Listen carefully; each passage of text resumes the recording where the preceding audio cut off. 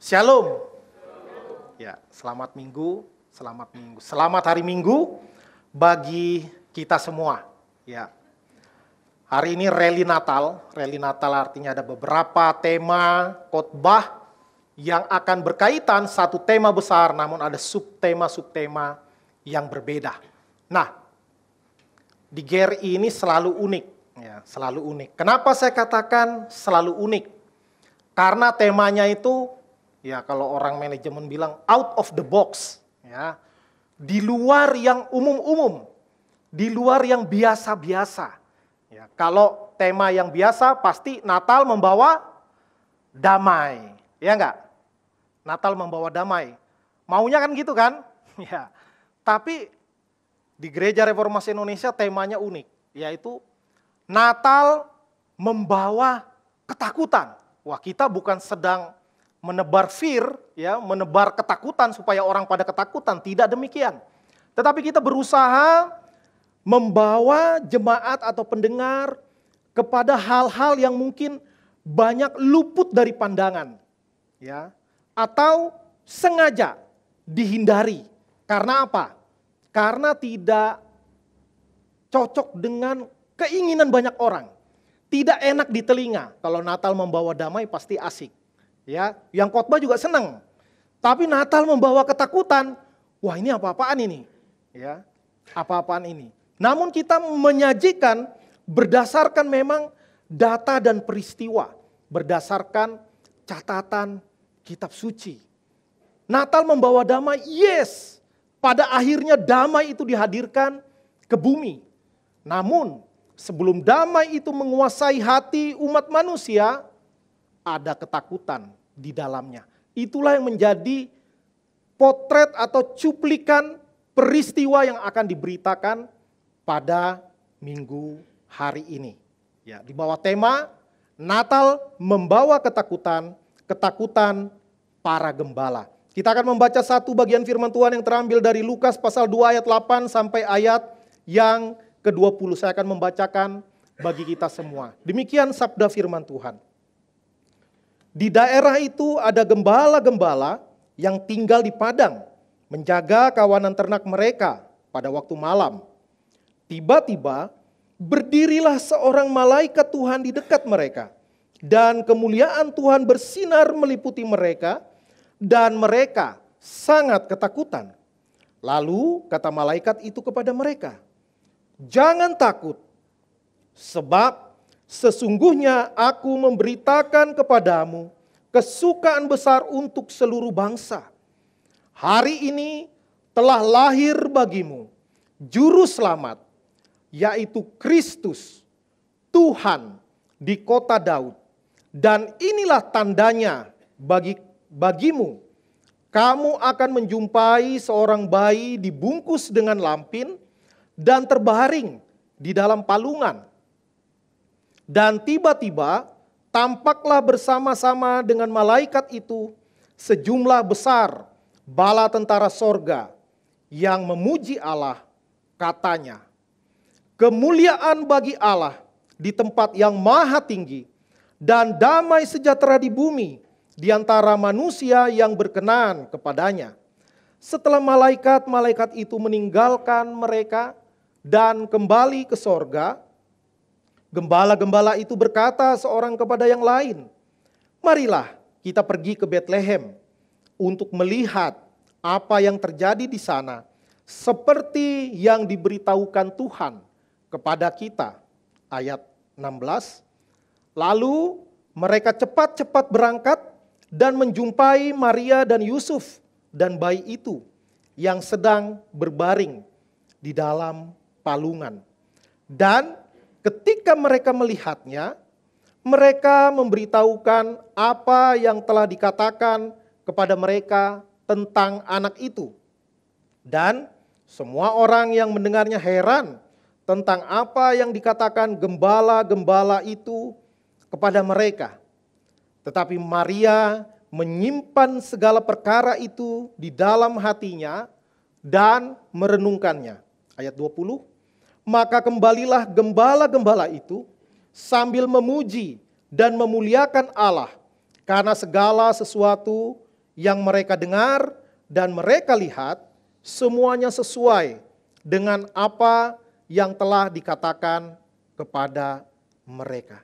Sedemikian jauh pembacaan firman Tuhan. Berbahagialah kita yang membaca, merenungkan, dan melakukan firman Tuhan di dalam kehidupan kita hari lepas hari.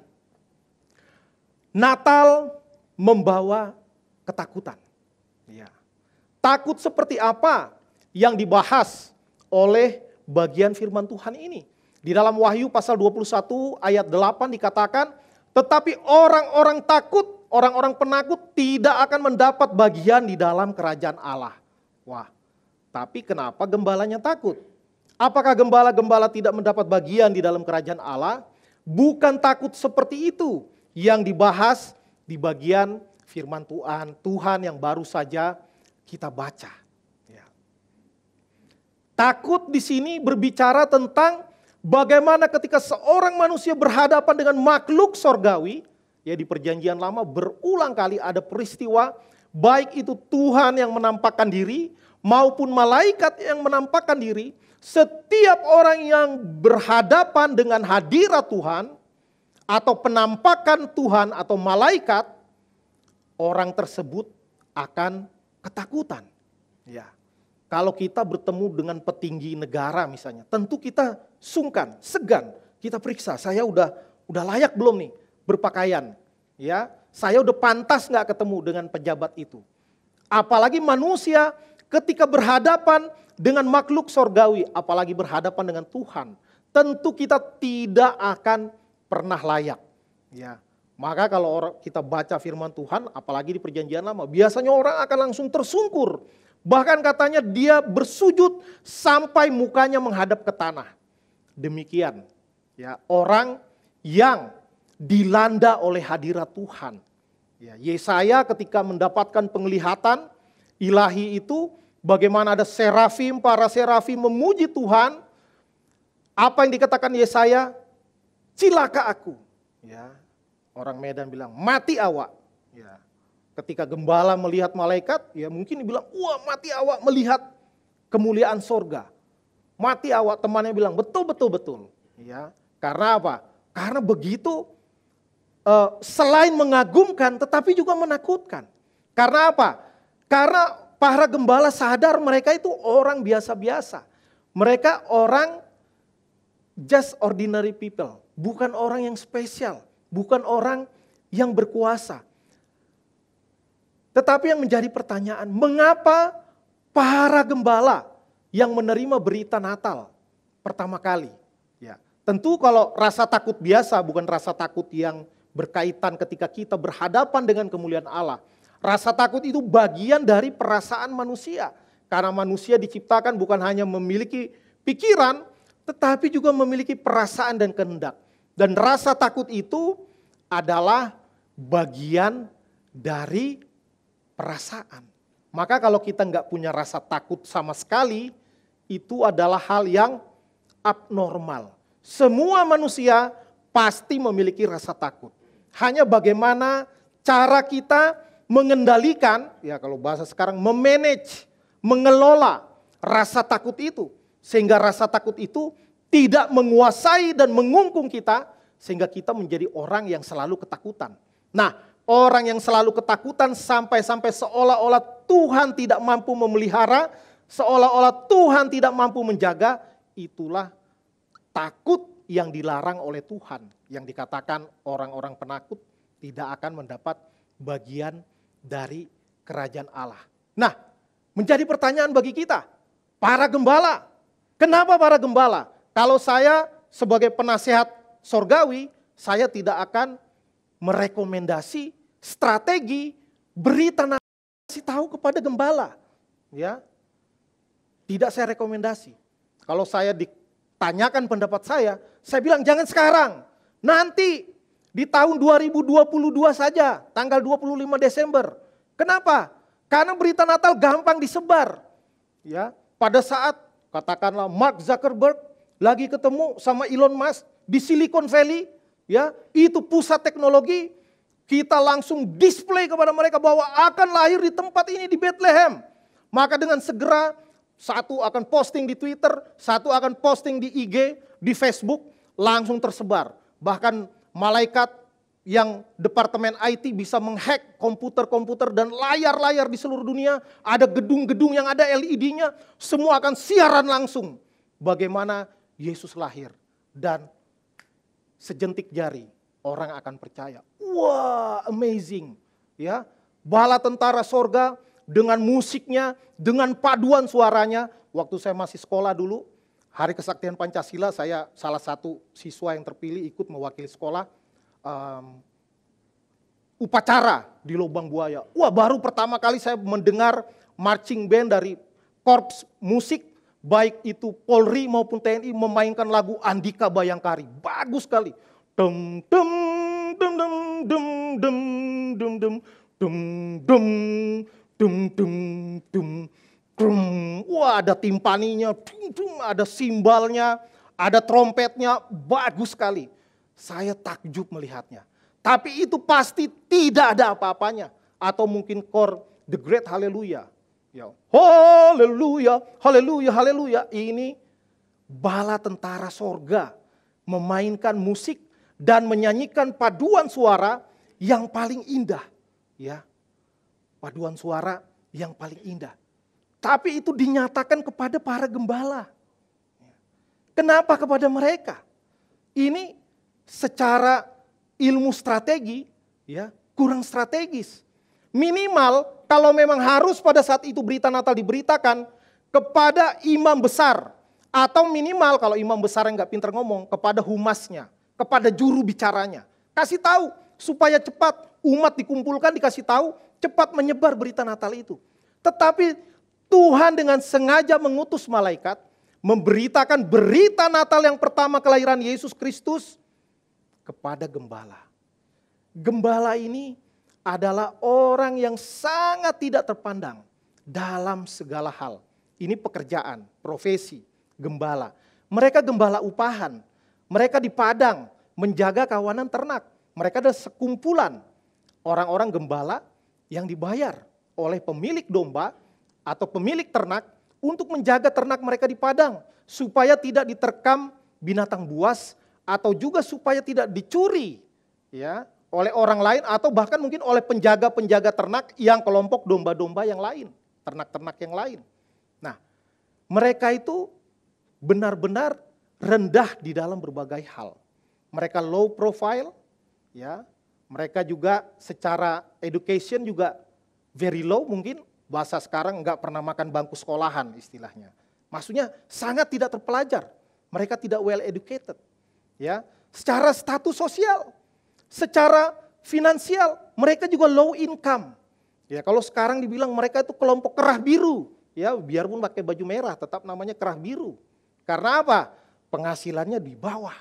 Ya, low income. Mereka sangat rendah dipandang. Bahkan orang Israel, apalagi kelompok ahli Taurat, sangat tidak suka dengan kaum gembala ini. Ya, mereka belum melakukan kejahatan aja sudah dipandang rendah secara moral. Kenapa? Namanya gembala di padang. Mereka sering makan gak cuci tangan. Nah, peraturan Yahudi, makan itu harus cuci tangan. Ini bukan hanya soal kesehatan, tetapi soal kesucian. Makan gak cuci tangan, kamu gak suci ketika makan. Ya, ketemu Tuhan juga harus cuci semuanya. Ya, padahal hatinya gak dicuci, mungkin juga dicuci. Ya. Lalu namanya gembala upahan. Pada hari Sabat mereka sering melanggar. Mereka sering gak ibadah. Karena apa? Nanti kalau ibadah semua siapa yang jaga domba? Ya, hilang dombanya, kena semuanya nanti. Bisa potong gaji, bisa dipecat dan lain sebagainya. Maka mereka dianggap itu udahlah kalau nggak pernah ibadah udah jelas ini orang-orang yang tidak bagus. Ya, orang-orang yang tidak bagus. Udah auto bejat aja. Karena mereka jarang pergi beribadah pada hari Sabat. Namun Tuhan memilih mereka. Ini di satu sisi mungkin kita mikir, waduh nggak strategis nih. Tetapi ini adalah strategi Tuhan, bukan tidak masuk akal, tapi melampaui akal kita. Melampaui strategi manusia yang paling hebat sekalipun. Karena apa? Tuhan tidak mau berita Injil tergantung kepada orangnya, tergantung kepada kehebatan seseorang menata kata, tergantung kepada orang yang memberitakan pandai dia berargumentasi, membangun reason atau alasan-alasan yang begitu hebat, yang begitu jenius sehingga orang percaya. Tidak. Berita Natal pertama diberikan kepada mereka yang sangat sederhana, yang bukan orang jenius, yang bukan orang kaya, yang bukan orang terpandang, yang bukan penguasa, tetapi mereka yang benar-benar tidak diperhitungkan. Apa yang kita pelajari di sini? Ya, yang kita pelajari adalah berita Natal bukan tergantung siapa yang berbicara, tetapi apa yang dibicarakan. Maka Injil itu siapapun yang memberitakan harus didengarkan. Kadang kita suka memandang muka, ya. Kalau khotbah atau kalau pergi ke gereja, siapa yang khotbah? Ya, enggak asik. Ya. Wah itu asik, wah itu lucu kayak stand up comedy. Ya. Wah itu jenius banget, yang dibilang baru semua nggak ada di Alkitab. Ya, datang semua orang. Ya. Hati-hati, maka itu memang bagus kalau firman Tuhan disampaikan dengan menarik dan bagus. Ya, bagus. Tetapi jangan sampai itu mengaburkan kebenaran Injil. Maka siapapun yang memberitakan, tergantung apa yang diberitakan. Jangan salah, sepanjang sejarah gereja, bidat-bidat Kristen dari masa ke masa, itu enggak ada orang yang tidak pintar. Semuanya pintar. Karena pintarnya dia meminteri, ya, meminteri firman Tuhan. Dia bisa memutarbalikkan firman Tuhan, dia bisa memanipulasi khotbah, menggerakkan hati orang, membuat orang menyumbang dan lain sebagainya untuk memperkaya diri, bukan untuk memuliakan Tuhan. Ya. Maka di sini menjadi satu peringatan bagi kita bahwa firman Tuhan selama itu diberitakan dengan murni, dengan benar, maka kita harus dengarkan. Ya. Kita harus dengarkan. Ini kebenaran yang luar biasa. Bagaimana berita yang paling penting, tidak ada kelahiran yang lebih penting di dunia ini selain kelahiran Yesus Kristus. Tetapi diberitakan kepada orang yang paling tidak penting. Ya. Diberitakan kepada orang yang paling tidak penting. Tetapi bagaimana respon mereka? Nanti kita lihat. Mengapa para gembala yang dipilih? Ya, tadi ya sudah saya katakan. Kelompok pekerjaan apa yang mempresentasikan kaum gembala saat ini? Coba kita berimajinasi. Ya. Berimajinasi. Kira-kira kalau Yesus dilahirkan di tahun 2022, kepada siapakah diberitakan? Kepada siapa?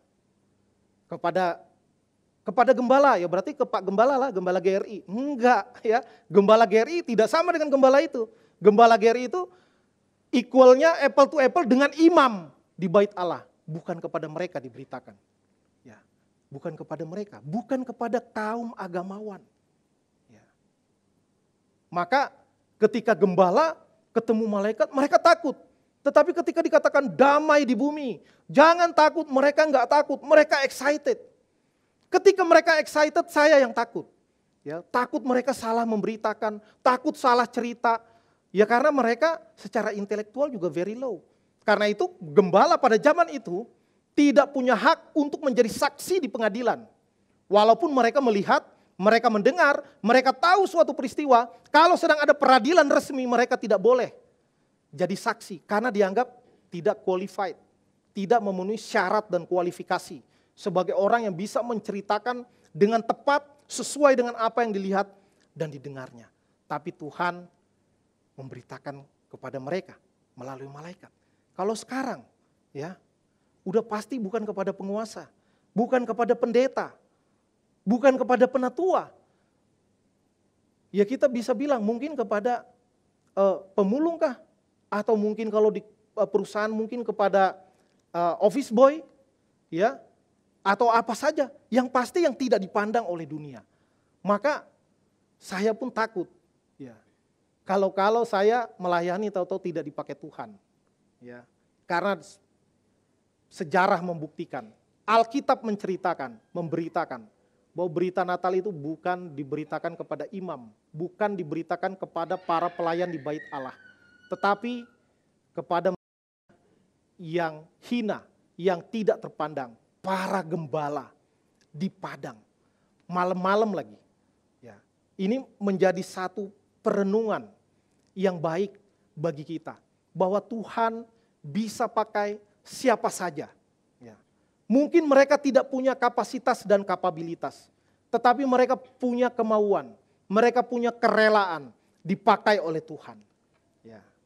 Maka menjadi pemikiran atau perenungan bagi kita, jangan merasa saya harus sempurna dalam bidang tertentu baru bisa melayani Tuhan. Ya. Saya harus jenius misalnya, baru boleh jadi hamba Tuhan. Atau saya harus bisa tersenyum 2 jam tanpa kering gigi baru bisa jadi asher dan greeter. Enggak. Ya. Tuhan akan perlengkapi. Jangan merasa saya enggak layak, ya gembala ini juga enggak layak. Tapi ketika mereka enggak punya kualifikasi sedikit pun, mereka bisa dipakai. Saya yakin kita dalam banyak hal jauh lebih baik daripada para gembala. Maka siapakah kita kalau kita berani menolak panggilan melayani Tuhan? Ya, melayani Tuhan tidak mesti jadi pendeta, ya tapi ambil bagian di dalam pelayanan di gereja, apapun bentuknya. Ya, berita Injil pertama dari sorga kepada dunia, dari malaikat kepada manusia, damai diberikan untuk mengalahkan ketakutan. Nah, ketika berita Natal ini diberikan kepada para gembala, malaikat langsung berkata kepada gembala apa? Jangan takut. Karena ya memang kita pasti takut ketika berhadapan dengan Allah yang maha mulia. Ya, Tuhan aja menolong Musa supaya Musa tidak mati. Ketika Tuhan katanya lewat, maka Tuhan menudungi Musa, ya, di celah-celah supaya apa? Supaya Musa tidak mati ketika melihat Tuhan. Nah, seperti itu. Nah, beritanya itu begitu penting. Ya, begitu penting. Di sini di ayat yang ke-10 dan ke-11 dikatakan, mengapa gembala-gembala jangan takut ketika berhadapan dengan malaikat itu? Dikatakan apa? Karena malaikat memberitakan kesukaan besar. Kesukaan besar untuk seluruh bangsa. Ini bukan berita biasa saja, ya. Ini berita kelahiran yang luar biasa. Karena langsung di awal langsung dikasih tahu, ini kesukaan untuk siapa? Bukan hanya untuk para gembala, tetapi untuk seluruh bangsa.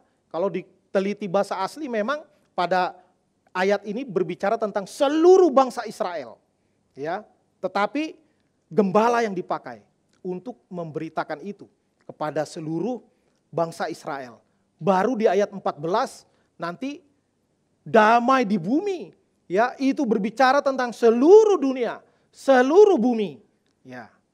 Maka dimulai daripada Israel sampai ke seluruh bumi. Dan berita ini sangat penting sekali.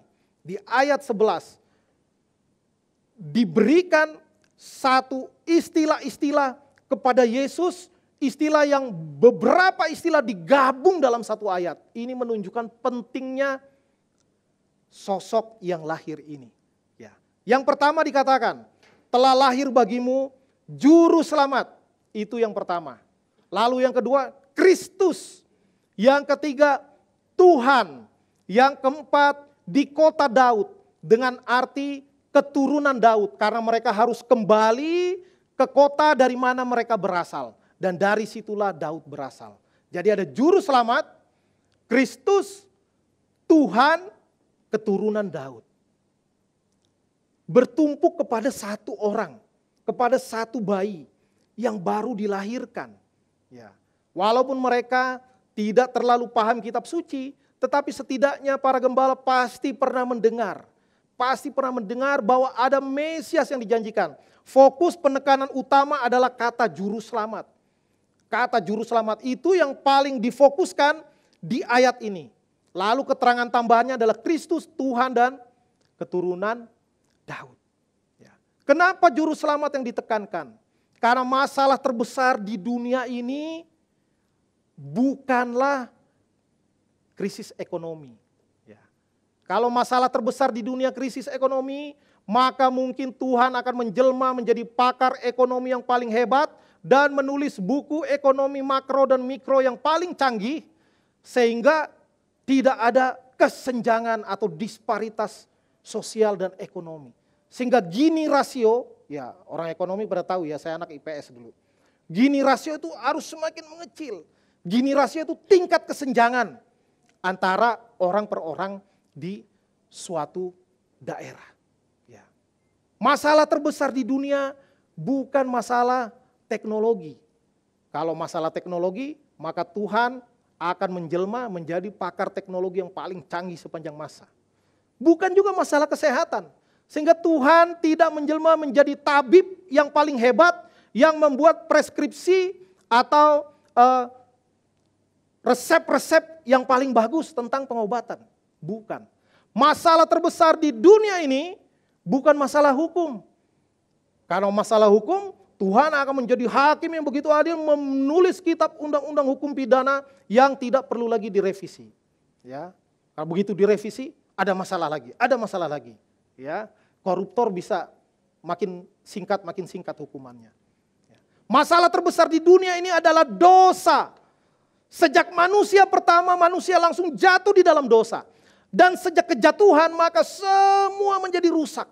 Tidak ada yang tidak dirusak oleh dosa.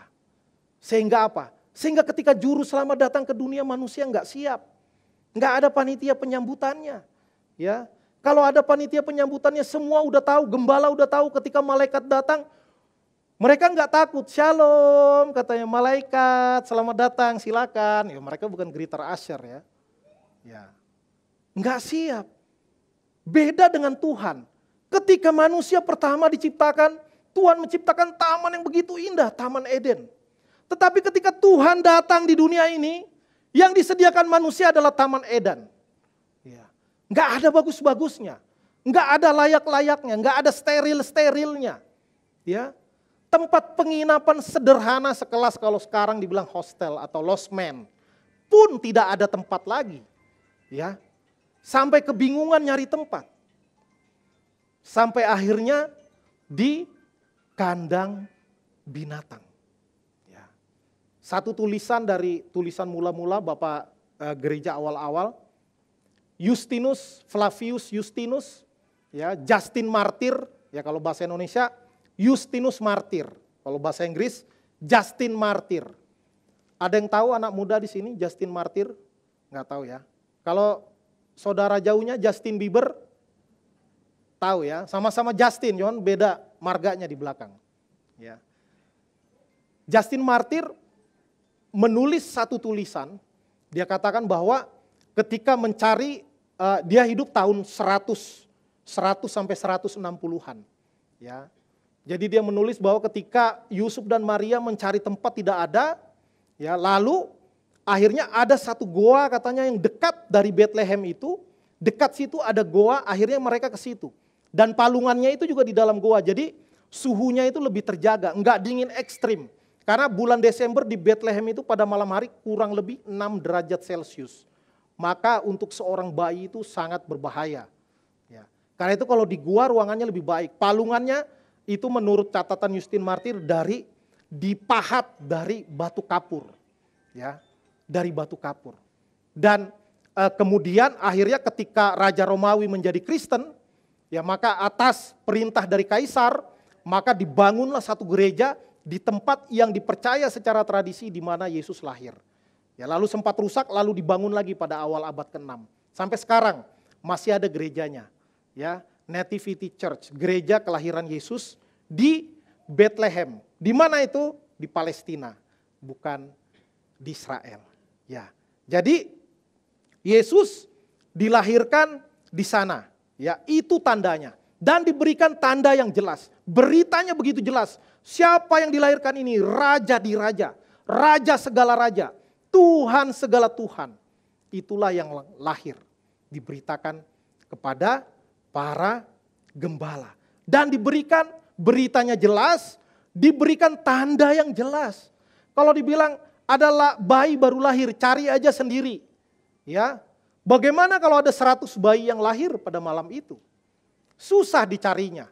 Ya, kalau lahir mungkin dibantu oleh bidan desa, ya, dukun beranak kalau kita bilang. Orang medis yang ada pada saat itu. Ya mungkin juga ada 50 mungkin, kita tidak tahu. Tidak diceritakan. Tetapi diberikan tanda yang begitu spesifik, yang tidak mungkin salah ketemu. Yaitu bayi ditaruh di palungan, gak ada bayi ditaruh di palungan. Palungan itu tempat makan hewan ternak. Ya, tempat makan hewan ternak. Hewan ternaknya mau makan gak sikat gigi. Ya kan? Kadang lagi air liurnya bisa menetes. Pas kalau enak kan gitu kan bisa netes. Kita aja bisa ngences. Apalagi hewan. Ya kan? Dan pasti tidak disemprot disinfektan. Kayak kita sekarang kemana-mana, wah habis salaman, waduh steril bener. Di zaman itu nggak ada disinfektan. Maka tanda itu spesifik sekali, nggak mungkin meleset. Tapi saya kagum dengan para gembala. Ya, karena malaikat nggak ngasih tahu, itu di Bethlehem di gang 5 nomor 14. Enggak, itu mereka keliling Bethlehem nyari Yesus.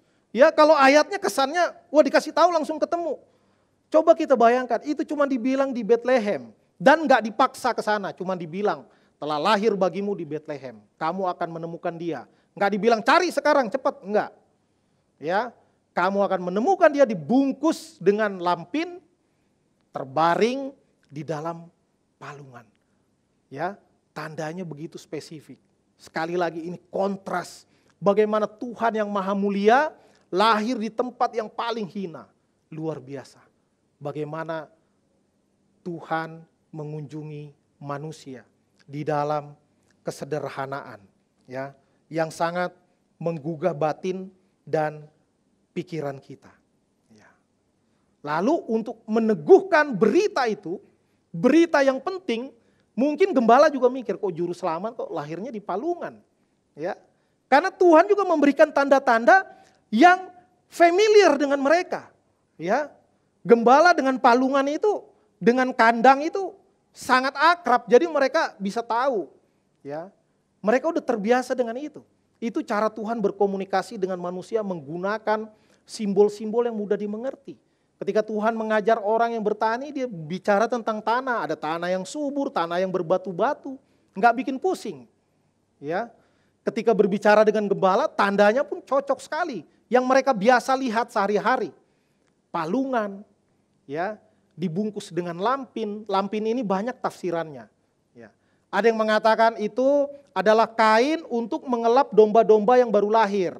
Lalu dengan kain itu dibebatlah itu bayi domba yang baru lahir karena jangan sampai nanti domba itu cacat. Karena domba yang baru lahir itu masih goyang-goyang ya, belum bisa lari. Kalau cacat nanti nggak bisa dipersembahkan. Ya, karena harus yang sempurna. Ya. Ada yang mengatakan itu adalah alas. Ya, orang naik onta misalnya atau naik keledai pakai alas duduk, itu kain. Katanya namanya kain lampin juga. Kita tidak tahu yang mana yang digunakan. Tapi pasti bukan kain yang steril. Yang sudah mengalami proses sterilisasi, direndam air panas dan lain sebagainya. Nggak sempat. Ya, karena waktu itu begitu darurat. Begitu mendesak. Maka nggak ada waktu lagi untuk mempersiapkan segala sesuatu.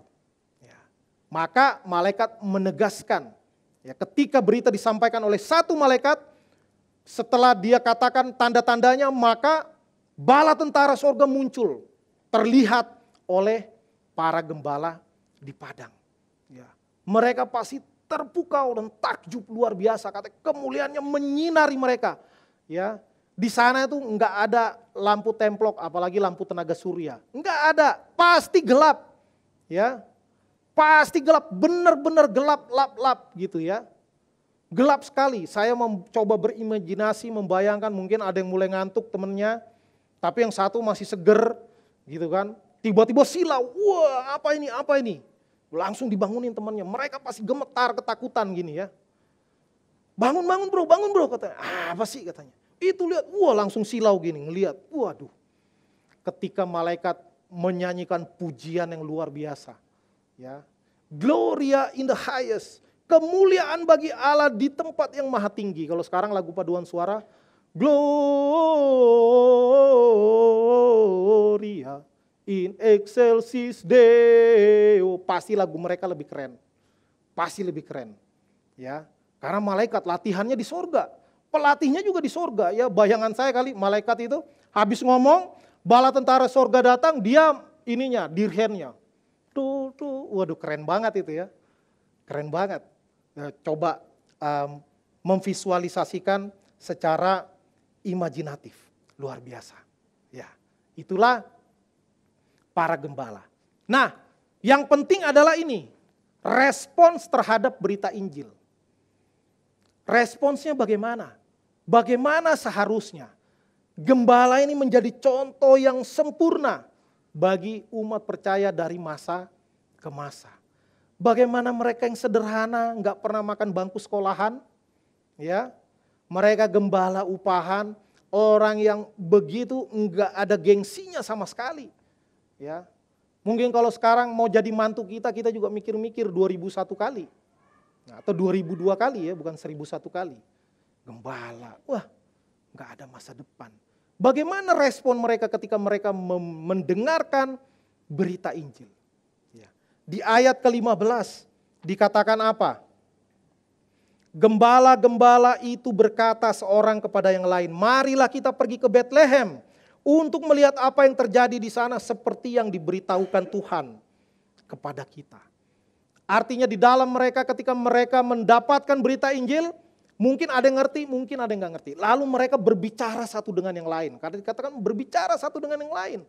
Ya, membahas apa yang baru saja dikatakan oleh malaikat. Akhirnya mereka tiba pada satu kesimpulan. Ya, ini ceritanya closing statement waktu KK ini ya. Waktu KK atau PA. Gimana nih, gimana? Kira-kira apa maksudnya nih? Ya, udah, tadi kan dibilang tuh. Di Bethlehem telah lahir juru selamat. Ya, kita nggak bisa selamat sendiri. Kita harus ada juru selamat. Dengan kekuatan kita nggak bisa selamat. Dia adalah Kristus yang diurapi. Dia adalah Tuhan, penguasa. Ya, dan keturunan Daud. Ini pasti Mesias ini. Udah ada daripada kita bingung. Kita sepakat, ayo kita cepat-cepat ke Bethlehem. Sekarang. Ya, sekarang. Saya percaya mereka bukan gembala yang asal-asalan. Wah, domba gimana? Bodoh amat, mau mati, matilah, mau enggak lah. Saya yakin tidak demikian, walaupun tidak diceritakan. Bisa saja mereka titip kepada gembala yang lain, atau ada satu orang yang tinggal untuk menjaga domba, yang lain berangkat, atau dombanya digiring jalan dekat-dekat Bethlehem, udah dekat kampung Bethlehem atau kota Bethlehem itu, lalu satu orang jaga, yang lain pergi mencari bayi Yesus. Ya, saya yakin seperti itu. Lalu intinya adalah apa? Mereka begitu taat. Selain taat, mereka bersegera. Nah, mereka bersegera, enggak pakai lama. Ya. Mereka langsung dan mereka punya ketekunan. Ya, tentu enggak langsung ketemu ke Bethlehem. Ya pasti dicari, ada dengar. Palungan-palungan, ya cari yang kandang-kandang, palungan kan tempat makanan hewan. Itu bunyi apa tuh? Oe-oe enggak? Oh bukan, be. Ya, berarti bukan bayi tuh. Ya ke sana lagi, apa suaranya? Oh bukan. Ya. Ada yang suara oe-oe, wah datang. Oh rupanya bukan di palungan, di dalam rumah, ya. Ada yang oh lagi main boneka, itu suara boneka, bukan. Zaman itu belum ada boneka yang bisa bersuara sendiri. Ya. Mereka menyusuri, ya, menyisir Bethlehem, rumah demi rumah, kandang demi kandang, palungan demi palungan, sampai mereka bertemu kepada bayi Yesus. Nah ini, ya, bayi ditaruh di dalam palungan. Ya, berarti ini dia di kandang binatang. Tandanya begitu jelas. Ya. Responnya ini yang luar biasa. Mereka enggak berdebat dengan malaikat. Kenapa kami yang dipilih? Ya, mereka orang-orang mana mau dengar kami. Kami ini bersaksi di pengadilan aja enggak boleh. Ya. Siapa kami ini? Tetapi bukan siapa kita, tetapi siapa Tuhan kita. Siapa yang memerintahkan kita untuk memberitakan Injil. Itu yang penting. Tuhan akan mampukan. Dan ketika mereka menemukan bayi itu, mereka langsung datang, mereka langsung sujud dan mereka menceritakan apa yang mereka lihat dan dengar yang dikatakan malaikat. Mungkin Bayangan saya mereka berkata kepada Maria dan Yusuf, ini minta maaf nih ya, kami sih gembala, ya kami bukan orang pinter. Tapi kami baru dapat penglihatan malaikat. Ya, Yusuf dan Maria juga udah dapat penglihatan. Maka nyambung obrolannya. Tapi mudah-mudahan percaya ya, nggak percaya juga nggak apa-apa. Pokoknya malaikat bilang, hari ini nih sudah lahir juru selamat, Kristus, Tuhan, keturunan Daud. Dan tandanya itu jelas, dibungkus dengan lampin, ditaruh di dalam palungan. Mana ada bayi di dalam palungan kalau bukan ini? Ya. Oh iya benar, konfirmasi langsung. Saya juga dapat mimpi loh, kata Maria. Yusuf juga bilang, saya juga dapat mimpi. Klop, langsung dipercaya. Ya. Berita Injil langsung dipercaya. Dan langsung diberitakan kemana-mana. Dan jauh di negeri di sebelah timur, orang yang bukan Kristen, ya, orang yang gandrung dengan ilmu perbintangan juga mendapat tanda. Ya, tapi itu tanda alam. Bintang di timur yang menuntun para majus datang sampai melihat Yesus. Tapi beda hari, beda minggu, mungkin beda bulan. Bisa jadi beda tahun. Ya, karena Herodes bilang, kalau gitu bunuh semua bayi di bawah 2 tahun. Artinya ya umurnya nggak mungkin umur 1-2 hari. Ya, kemungkinan udah lebih dari 1 tahun ketika orang majus datang menjumpai bayi Yesus. Bagaimana tandanya begitu spesifik dan langsung konfirmasi. Dan Yusuf dan Maria juga tidak meragukan ucapan dari para gembala ini. Karena apa? Karena mereka tahu bukan siapa orangnya yang ngomong, tapi apa yang dikatakan oleh orang tersebut. Konfirmasi, malaikat juga menjumpai Maria, malaikat juga menjumpai Yusuf. Dan malaikat juga menjumpai para gembala, ya. Dan respon bagaimana? Ini respon ada 2 respon di ayat ke-18 dan ayat ke-19. Gembala tadi langsung taat dan bersegera, nggak pakai lama, ya. Di ayat 18 dikatakan semua orang yang mendengarnya heran, artinya bukan hanya Maria Yusuf lagi yang ada di situ, bukan hanya gembala, ada lagi orang lain. Mungkin orang penginapan terdekat yang dengar suara bayi nangis 2 jam. Ya lama-lama orang gak bisa tidur. Ada suara bayi dari mana sih ini? Wih, dari kandang, orang nimbrung. Ada apa nih? Ada apa ini? Ada ibu-ibu melahirkan. Ya, orang yang mendengar menjadi heran. Ya. Respon pertama heran. Dan mungkin heran terkagum-kagum lah ya. Tapi yang kedua respon Maria. Dia menyimpan perkara itu di dalam hatinya dan merenungkannya. Jadi yang satu responnya singkat. Kalau sekarang, wow, udah, ya, wih, ada bayi lahir, Tuhan turun ke dunia, wow, wah, selesai, ya. Tapi ada yang lebih dalam lagi, ya, bukan hanya mendengar, bukan hanya bilang wow, tetapi itu masuk ke dalam hatinya dan direnungkan. Nah ini di zaman kita ini kita begitu sibuk, ya, begitu hektik. Kesana kemari begitu sibuk. Sehingga kita makin kesulitan mengalokasikan waktu untuk tenang, diam, merenungkan apa yang Tuhan mau beritakan kepada kita. Nah ini menjadi tantangan kita. Orang-orang yang hidup di dunia modern ini. Bagaimana kita belajar sikap di satu sisi kita seperti Maria yang menginternalisasi firman Tuhan sampai masuk ke dalam sanubari kita yang paling dalam. Namun di saat yang sama kita juga terkagum-kagum akan keajaiban Tuhan.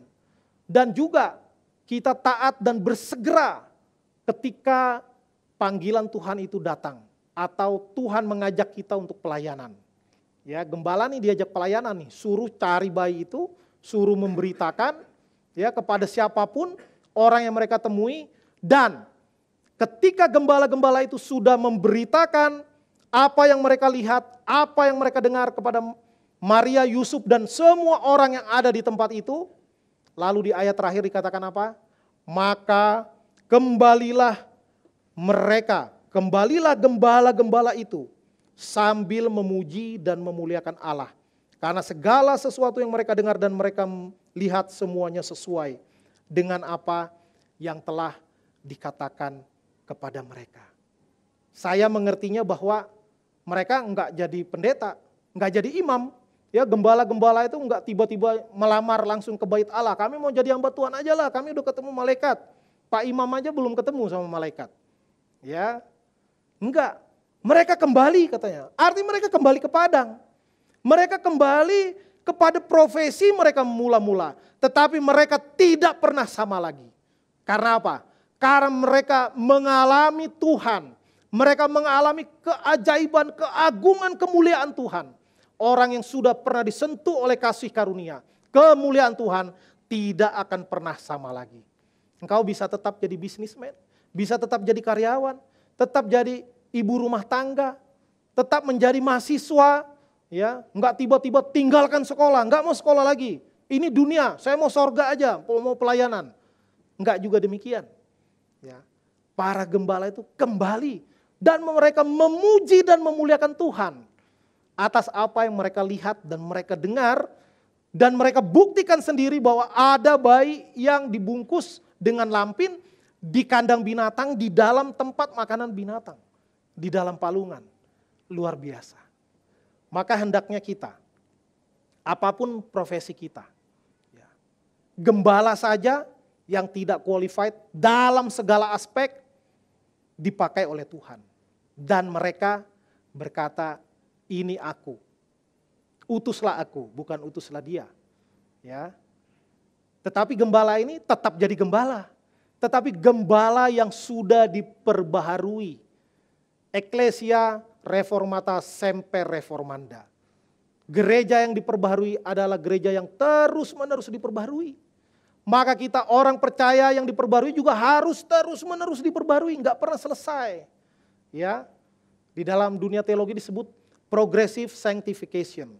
Pengudusan yang ada progresnya, yang berkelanjutan. Bisa jatuh enggak sampai tergeletak, naik lagi. Jatuh naik lagi. Tetapi pada akhirnya dia akan terus progres. Itulah panggilan Tuhan di dalam hidup kita. Mungkin beberapa dari kita mau taat, tapi kesukaan kita adalah menunda-nunda. Ya. Banyak kita adalah procrastinator, penunda-nunda. Ya. Mungkin minggu lalu ada yang sampai menangis mendengarkan firman Tuhan. Ya, dari hamba Tuhan. Bagaimana Maria ditawarkan pelayanan yang beresiko menjatuhkan nama baik, menjatuhkan citra. Tetapi Maria berkata, aku ini adalah hamba Tuhan. Mungkin kita tersentuh oleh firman Tuhan, Tuhan aku mau melayani Engkau, Tuhan pakai aku. Habis pulang baru kita mikir, saya masih sibuk, ya. Bisnis saya sedang berkembang, waktu saya semakin sempit, dan Tuhan itu penuh anugerah. Paham-pahamlah Tuhan ya. Ya. Namanya juga saya manusia biasa, kan udah ada pendeta, udah ada penatua. Untuk apa juga ada mereka? Ya, misalnya. Mungkin kita udah berpikir, ya Tuhan saya mau melayani Engkau, tapi lalu kesibukan di keseharian kita mulai menyeret kita perlahan-lahan, nggak sadar kita terseret dikit. Ya, ada banyak orang yang tadinya punya panggilan besar, api pelayanannya begitu membara, tetapi karena dia tidak memeliharanya, lalu api itu mulai mengecil, dan pada satu ketika, kalau tidak dikobarkan lagi akan padam. Ya. Ketika padam, bahaya besar. Maka sebagai hamba Tuhan, saya ingin kembali menggugah kita semua. Barang siapa dari kita yang terpanggil, ya mungkin minggu lalu udah sempat berdoa, berkomitmen, saya tidak tahu. Ya, saya dengar ada beberapa yang menangis. Saya dengar tapi saya nggak lihat siapa, karena nggak ada CCTV di sini ya, nggak lihat siapa. Mari kita diingatkan akan firman Tuhan. Bagaimana gembala yang tidak qualified, mereka memberikan diri mereka, terlibat di dalam pelayanan. Walaupun hanya pelayanan menemukan bayi Yesus di palungan, habis itu mereka jadi gembala lagi. Ya, tetapi mereka mau melayani Tuhan dengan apa yang mereka bisa. Mereka bisanya cuma dikit doang. Mereka cuma paham tentang palungan. Udah, kalau diajak ngomong ekonomi, diajak ngomong agama, mereka nggak ngerti. Ya, nggak ngerti. Tetapi mereka tetap mau. Apa yang bisa mereka lakukan, mereka ambil bagian. Nah mari kita, saya rindu Di tahun yang akan datang lebih banyak lagi jemaat yang mau melibatkan diri. Ya, pelayanan nggak mesti khotbah, pelayanan nggak mesti jadi WL, jadi singer, bisa jadi greeter usher, bisa banyak hal yang bisa ambil bagian dalam pelayanan. Ya, saya rindu gereja di tempat ini juga semakin dewasa, semakin banyak, bahkan ada yang mau jadi penatua. Ya, supaya gereja ini cepat dewasa di dalam rohani dan organisasi. Ya. Maka sekali lagi Agustinus, Bapak Gereja Agustinus mengatakan, without God we cannot, but without us God will not. Ya, tanpa Tuhan kita nggak bisa apa-apa. Tapi tanpa kita Tuhan juga nggak mau. Apa tugasmu?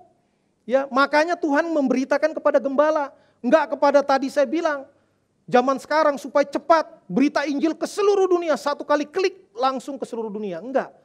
Tuhan mau manusia ambil bagian, memberitakan Injil. Memberitakan Injil. Melalui pekerjaan kita, melalui profesi kita, melalui perkataan kita, melalui sikap hidup kita. Ya, kiranya Injil terus diberitakan. Dan mari kita terus berbagian di dalam pelayanan. Sehingga pelayanan terus diperkembangkan, gereja semakin menjadi berkat lebih banyak orang, ya, dan kita bersedia memberi diri, ambil bagian di dalam pelayanan. Kiranya firman Tuhan menggerakkan kita, menggugah kita, mengenerate semangat kita untuk apa? Untuk bukan hanya menikmati berkat Tuhan, tetapi juga mau terlibat di dalam pelayanan kepada Tuhan. Kiranya Tuhan menolong kita. Amin. Mari kita berdoa.